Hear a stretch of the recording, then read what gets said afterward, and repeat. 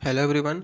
BEd semester 4 का जो paper है क्रिएटिंग एन इंक्लूसिव स्कूल, उसमें जो टॉपिक है learners with special educational needs, उसके बारे में आज हम लोग ये नोट्स देखने वाले हैं। यह नोट्स हिंदी एंड इंग्लिश दोनों में रहने वाला है। तो जो भी चैनल पर नए हैं चैनल को सब्सक्राइब भी कर लें, क्योंकि इस चैनल पर आपको बीएड रिलेटेड सारे नोट्स हिंदी एंड इंग्लिश में मिलते हैं। तो चलिए वीडियो हम लोग को कंटिन्यू करते हैं। सबसे पहली बात, आज हम लोग इस वीडियो में यह जानने वाले हैं कि वैसे स्पेशल बच्चे, वैसे स्पेशल लर्नर्स जो या फिर डिसेबिलिटीज़ वाले बच्चे, ठीक है, जिनको स्पेशल नीड्स की ज़रूरत होती है, ठीक है, उन्हें स्पेशल एजुकेशनल या स्पेशल एजुकेशन रख रखाव की ज़रूरत होती है, तो उनके क्या क्या नीड्स हैं, उन सभी चीज़ों को हम लोग इस वीडियो में देखने वाले हैं।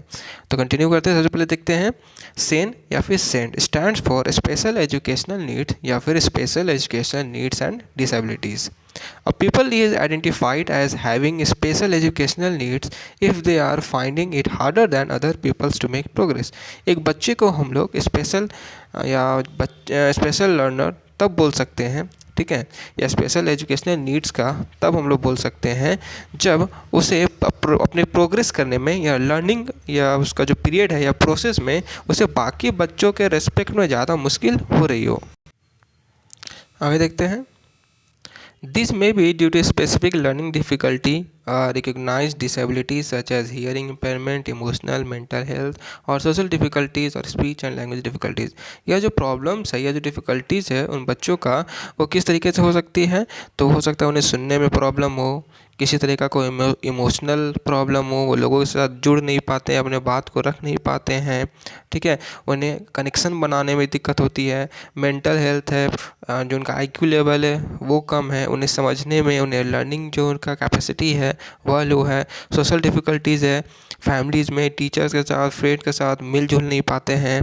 और बोलने में या फिर भाषा प्रॉब्लम है, उनको लैंग्वेज प्रॉब्लम हो रहा है समझने में, ठीक है, ये सभी प्रॉब्लम्स हैं उन बच्चों को।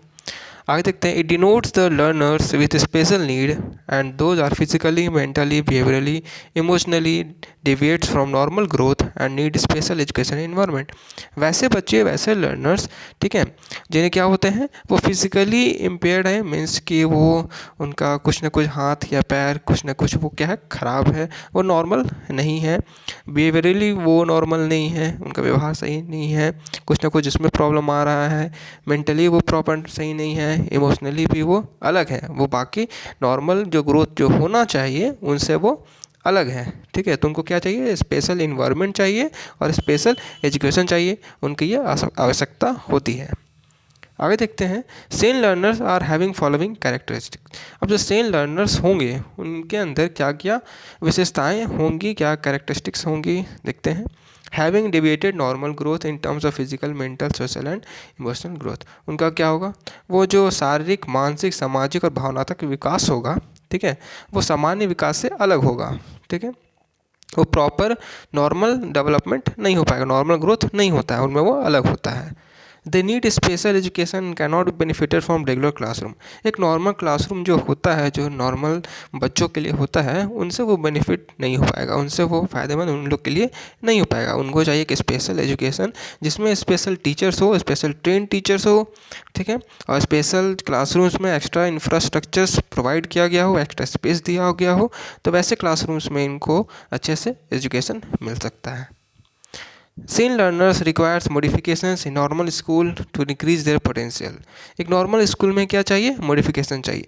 जैसे कि आज का गवर्नमेंट क्या करती है कि अलग से इन लोग के लिए स्कूल नहीं करना है, जो वैसे बच्चे हैं जिनको स्पेशल एजुकेशन चाहिए अलग नहीं करना है, क्या करना है, नॉर्मल बच्चों के साथ ही बैठा करके इनको सभी एजुकेशन को प्रोवाइड करना है, ताकि ये कम्युनिटी से या सोसाइटी से खुद को आइसोलेटेड फील ना करे, खुद को अलग फील ना करे। इसलिए गवर्नमेंट क्या कर रही है, साथ में ही कोई एजुकेशन मीन्स मतलब कि सेन लर्नर्स और जो नॉर्मल बच्चे हैं साथ में मिल करके ही पढ़ा रही है, ठीक है। जैसे इंक्लूसिव एजुकेशन गवर्नमेंट के द्वारा ज़्यादा फोर्स किया गया है इस चीज़ पे, ठीक है। तो क्लासरूम क्या होना चाहिए, क्लासरूम का जो पोटेंशियल होना चाहिए वो बेटर होना चाहिए सेन लर्नर्स के लिए भी। आगे हम लोग देखते हैं। Diverse needs of SEN learners. क्या क्या नीड्स है सेन लर्नर्स का, वो देखते हैं। डिफरेंट नीड्स हैं। फिजिकल एंड साइकोलॉजिकल नीड्स, शारीरिक और मनोवैज्ञानिक आवश्यकता। एजुकेशनल नीड्स, शैक्षिक आवश्यकता। सोशल नीड्स, सामाजिक ज़रूरतें। इमोशनल नीड्स, भावनात्मक ज़रूरतें। वोकेशनल नीड्स, व्यावसायिक ज़रूरतें। एक एक करके हम डील करते हैं सबको। सबसे पहला है यहाँ पे physical and psychological needs. Physically support होना ज़रूरी है और साइकोलॉजिकली भी सपोर्ट होना ज़रूरी है। These SEN learners have impairment in some part of their body and the problem may be high degree or low. ठीक है, जो सेन लर्नर्स हैं उनका जो क्या बॉडी में प्रॉब्लम हो सकता है फिजिकली, वो मतलब कि प्रॉपर ग्रोथ ना हुआ हो उनका पूरा बॉडी पार्ट्स का, तो उनमें दिक्कत हो सकता है। उन लोगों को चलने में दिक्कत हो सकता है, किसी चीज़ को पकड़ने में दिक्कत हो सकता है, या किसी का सपोर्ट की ज़रूरत होता हो चलने में, तो वो डिपेंड करता है उनका प्रॉब्लम पे। तो this type of SEN learners need supportive and assistive devices. तो उनका इक्विपमेंट चाहिए उन लोग के लिए चलने के लिए, जैसे व्हील चेयर वगैरह हो गया, तो वो चाहिए। ठीक है, सपोर्ट चाहिए हो। ठीक है, तो फिजिकली भी सपोर्ट चाहिए, साइकोलॉजिकली भी सपोर्ट चाहिए। ठीक है, मेंटली उन लोगों को स्ट्रांग बनना होगा, फ्रेंड्स के द्वारा, टीचर्स के द्वारा, घर में, कम्युनिटी में, सोसाइटी में, साइकोलॉजिकली सभी तरीके से क्या होगा, उनको सपोर्ट दिया जाना चाहिए। आगे देखते हैं हम लोग। Some are discuss following. अब जैसे कि कुछ जो फिजिकल और साइकोलॉजिकल नीड्स हैं उनको क्या कुछ डिस्कस किया गया है। The degree of impairment should be detected, diagnosed and classified. Early detection is most important to prevent from secondary disabilities.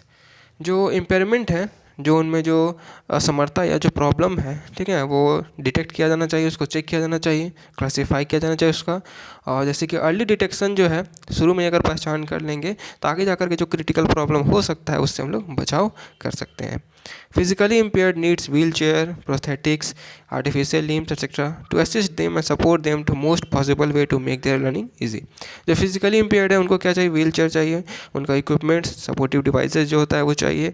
Artificial limbs भी यूज़ कर सकते हैं। ठीक है, जो हाथ आता है, पैर भी आता है, जो आर्टिफिशियल होते हैं हम लोग वहाँ पे सेट कर सकते हैं, तो वो सब क्या सकते हैं हम लोग प्रोवाइड कर सकते हैं, ताकि क्या हो, तो उनका लर्निंग में कोई प्रॉब्लम ना हो और उनका लर्निंग ईजी हो जाए। आगे देखते हैं हम लोग। The infrastructure should be friendly, should have supportive railings, ramps, wide door etcetera. जो इंफ्रास्ट्रक्चर होना चाहिए घर में या फिर स्कूल में, ठीक है, वो फ्रेंडली होना चाहिए। ठीक है, जिसको वो आराम से यूज़ कर सकें। जैसे सपोर्टिव रेलिंग्स होना चाहिए, जिससे वो रेलिंग्स को पकड़ करके अगर सीढ़ी पे चढ़ना है तो उस पर वो चल सकें। ठीक है, उतरने टाइम भी रैम्प्स होना चाहिए, चलने के लिए वाइड डोर्स, चलने के लिए स्पेस होना चाहिए। क्लासरूम्स में एक्स्ट्रा स्पेस होना चाहिए ताकि वो अपना इक्विपमेंट को रख सके क्लास में। ठीक है, चलने में उनको कोई दिक्कत नहीं होनी चाहिए, तो क्लासरूम में क्या चाहिए, एक्स्ट्रा स्पेस चाहिए उनको। Time to time counselling and guidance with professionals के साथ उनको टाइम टू टाइम काउंसलिंग और गाइडेंस का ज़रूरत होता है, तो वो भी उनको प्रोवाइड किया जाना चाहिए। आगे देखते हैं। एजुकेशनल नीड्स, शैक्षिक आवश्यकता। The academics is most important for all and for SEN learners it should have following aids. Academics जो है, ठीक है, जो बहुत ही इंपॉर्टेंट है, वो नॉर्मल बच्चों के लिए भी और सेन लर्नर्स के लिए भी। तो उसके अंदर क्या क्या एड्स आते हैं वो में देख लेते हैं, और क्या क्या आने चाहिए भी। For visually impaired children there should be magnifying glasses, books with bigger font, tape recorders, braille signs everywhere. जो विजुअली इम्पेयर्ड चिल्ड्रन है, जिनको नहीं दिखता है, ठीक है, उनके लिए मैग्नीफाइंग ग्लासेस होने चाहिए, और बुक्स होने चाहिए जिसमें कि बिगर फॉन्ट में इस्तेमाल हुआ हो, ब्रेली सिस्टम जो होता है यूज़, उसको यूज़ किया जाना चाहिए। टेप रिकॉर्डर्स को इस्तेमाल किया जाना चाहिए, जैसे वो सुन करके क्या कर सके, वो समझ सकें। ठीक है, आगे देखते हैं हम लोग। For hearing impaired children need pictures, videos to make them conceptualize, flash cards, map etcetera. अब जिन्हें सुनने में दिक्कत होता है वैसे बच्चे हैं, उनके लिए पिक्चर्स का इस्तेमाल कर सकते हैं, वीडियोज़ का इस्तेमाल कर सकते हैं, फ्लैश कार्ड, मैप्स का, ताकि क्या कर सके, वो खुद में ही संकल्पना कर सकें, उस चीज़ को देख करके इमेजिन कर सकें और उस चीज़ को लिंक कर सके, जोड़ सके और समझने में कोई दिक्कत ना हो। They need proper counselling and guidance, उन्हें भी प्रॉपर काउंसलिंग और गाइडेंस की ज़रूरत होती है। रिमेडियल टीचिंग, जैसे कि टीचिंग मेथड्स का इस्तेमाल करना, वैसे टीचिंग मेथड का इस्तेमाल करना टीचर्स के द्वारा जो कि ईज़िली अवेलेबल भी हो और ईज़िली समझने में बच्चों को प्रॉफिटेबल भी हो, तो वैसे रिमेडियल टीचिंग का इस्तेमाल करना। Increase the participation of SEN learners to boost their confidence and motivate them. जो पार्टिसिपेशन लर्नर्स है, जैसे करिकुलम में जो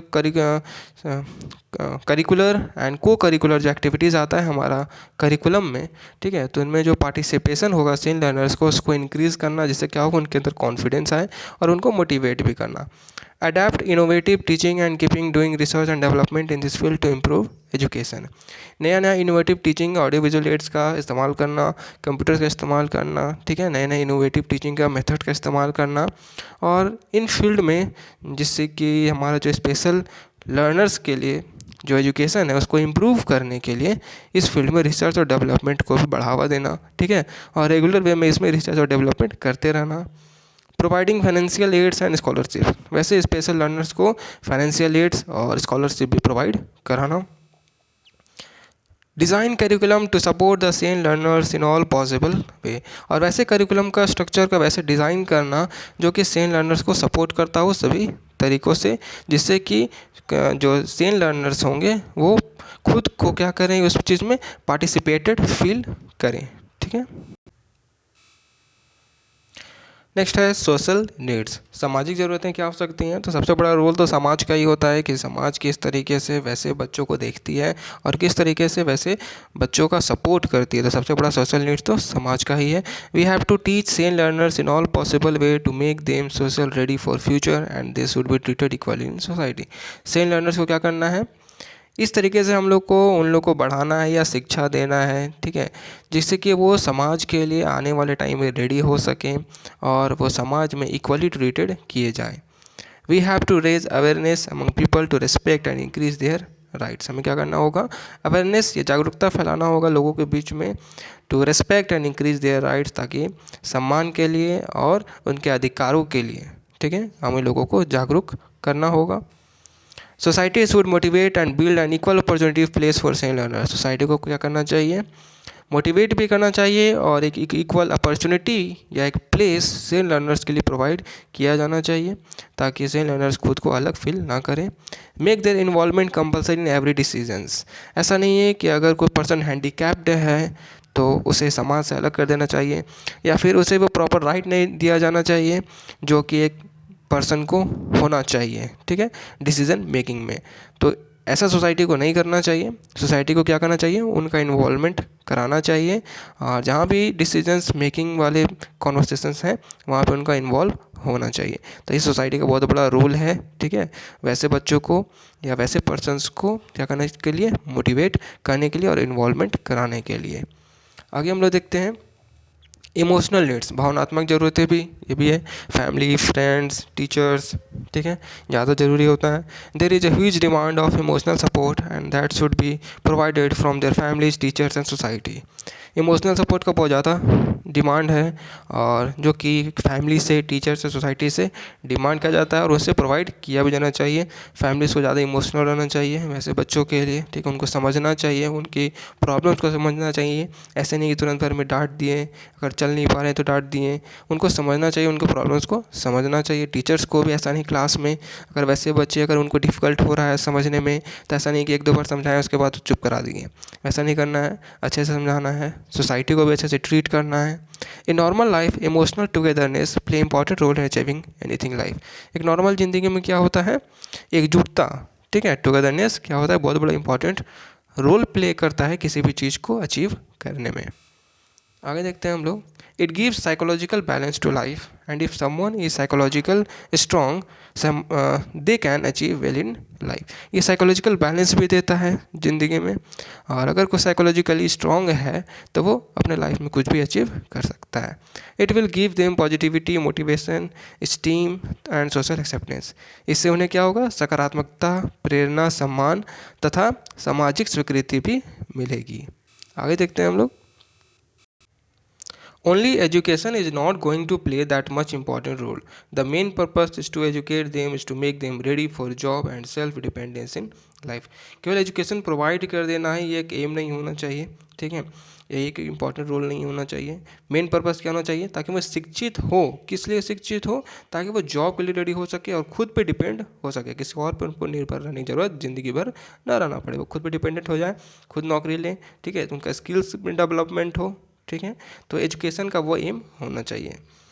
the national education programme suggest implementation of vocationalisation of education, this should be given reservation in employment. जो national education programme है वो क्या suggest करता है, तो implementation of vocationalisation of education, जिसमें क्या होना चाहिए, तो उनको रिजर्वेशन दिया जाना चाहिए, एम्प्लॉयमेंट, रोजगार में क्या देना चाहिए, उनको आरक्षण दिया जाना चाहिए, ठीक है।